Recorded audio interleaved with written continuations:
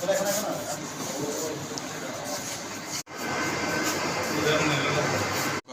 2-3 রাত্র 2-3-5-2026 রাত্র আমাদের কাছে একটা ইনফরমেশন আছে যে কলাছড়া বাড়ি নির্মল ত্রিপুরা, ওনার বাড়িতে কিছু গাঁজা স্টক আছে যেটা উইদিন 1 আওয়ার্সের মধ্যে শিফটিং হয়ে যাবে।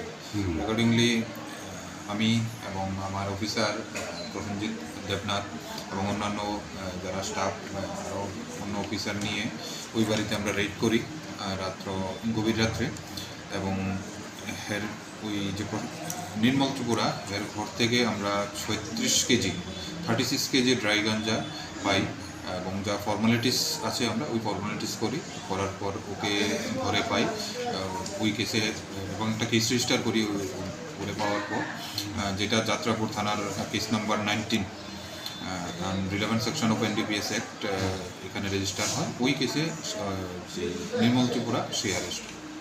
গতকাল রাতের সময়টা কটায় ছিল? রাত্র 12টা to 1টার মধ্যে হয়েছে। আজকে আদালতে প্রেরণ করা? আজকে ওকে আদালতে ফরওয়ার্ড করি। ঠিক আছে।